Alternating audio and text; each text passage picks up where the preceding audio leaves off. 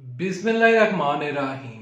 इय्याका नअबुदु व इय्याका नस्तईन। अस्सलाम वालेकुम रहमतुल्लाहि व बरकातुहू नाज़रीन। उम्मीद करता हूँ आप सब खैरियत से होंगे और आप लोगों की जिंदगी अच्छी गुजरी होगी। बड़ी ब्रेकिंग न्यूज लेकर आपकी खिदमत में हाजिर हूँ। शहबाज शरीफ की गेम ओवर। इमरान खान साहब ने बड़ी सियासी चाल चल दी।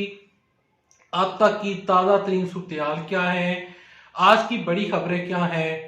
शहबाज शरीफ के पास ऑप्शन जो है वो खत्म हो चुके हैं। तमाम तर दरवाजे जो हैं वो बंद हो चुके हैं। तमाम तर रास्ते जो हैं वो बंद हो चुके हैं। आखिर बड़ी खबर क्या है, किस तरह शहबाज शरीफ की गेम ओवर हो चुकी है, ये आगे चलकर आपके साथ डिस्कस करता हूं। लेकिन उसको डिस्कस करने से पहले, आगे बढ़ने से पहले आप सबसे एक छोटी सी गुजारिश करूंगा कि इस वीडियो को लाइक कीजिएगा, चैनल सब्सक्राइब कीजिएगा, साथ ही नोटिफिकेशन बेल दबाइएगा ताकि जो आने वाले वीडियोस हैं आप उनको मिस ना कर सके।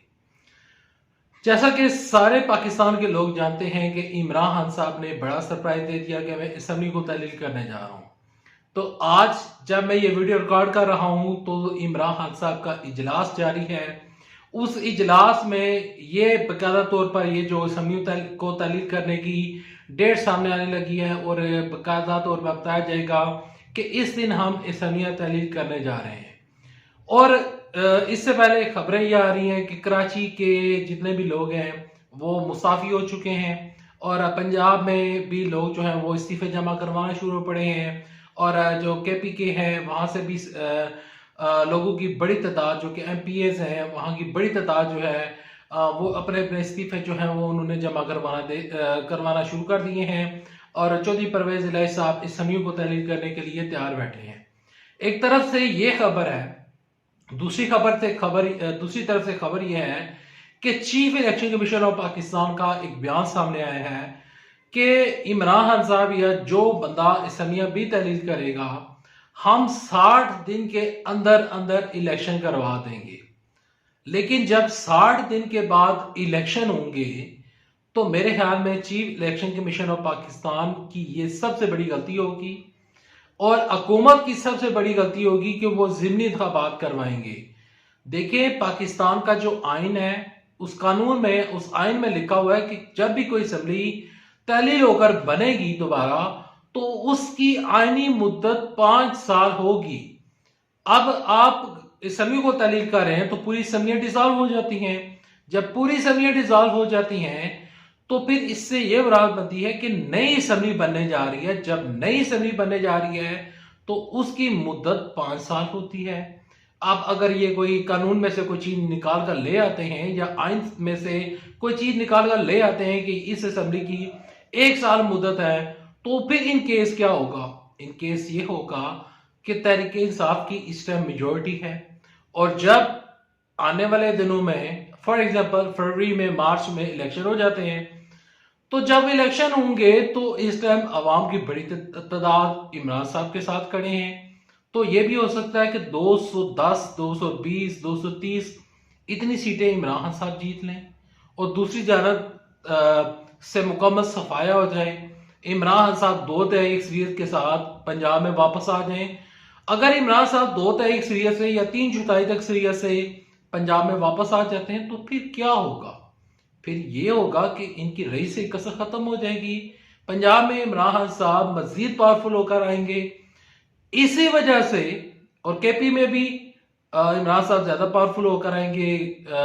उधर ये जो कराची है, कराची में भी जितने MPs बैठे हैं, तो ये जितने भी लोग इस्तीफे दे रहे हैं या जितने भी लोग इस्तीफे देने जा रहे हैं, गिलगित-बल्तिस्तान को भी खाली कर दिया जाता है तो सूबों की नुमाइंदगी खत्म हो जाती है। जब सूबों की नुमाइंदगी खत्म होती है तो अल्टीमेटली इलेक्शन करवाने पड़ते हैं।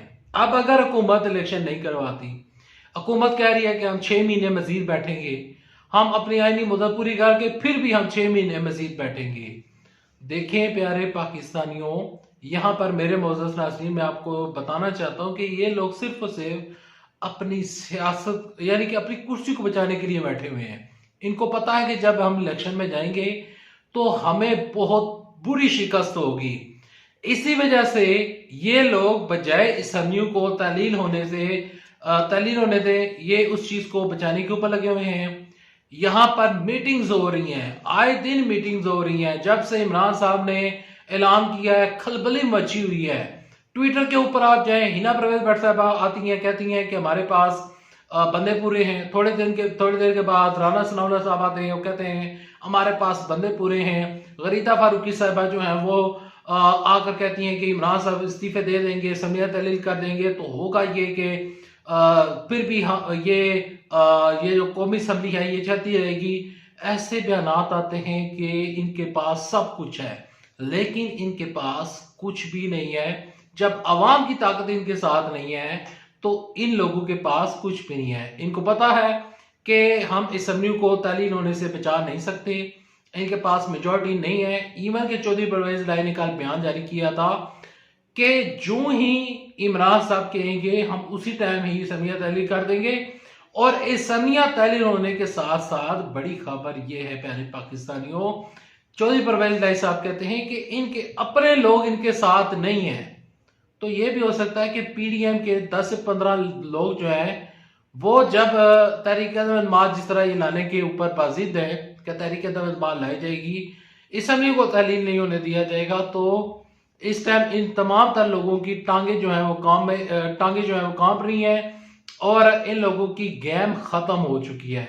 ना अवाम ने इनको वोट डालना है, ना इनके पास एमपीएस मौजूद हैं कि ये किसी तरीके के साथ ये जो इमरान साहब बड़ा स्टेप उठाने जा रहे हैं तो इससे ये लोग इसको बचा सके। देखें इजलास जारी हैं दोनों तरफ से, हुकूमत कोशिश कर रही है कि असम्बली को तहलील ना होने दिया जाए। इमरान साहब आज या फिर कल डेट की अनाउंसमेंट कर देंगे। इलेक्शन कमीशन को फवाद चौधरी साहब कहते हैं कि बाकायदा तौर पर आप आइन और कानून के दायरे में रहकर इलेक्शन करवाएं।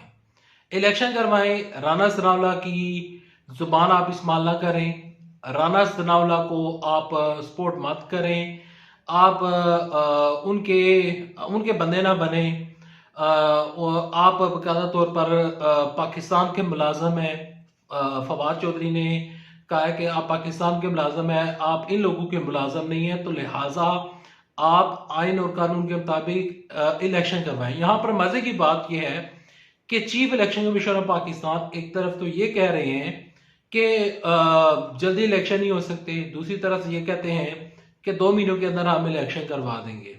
अब इमरान साहब 2 महीने बाद इलेक्शन में जाते हैं, तो इलेक्शन में जाने के बाद फिर आकर फिर असम्बलियां तहलील, ये कब तक करेंगे?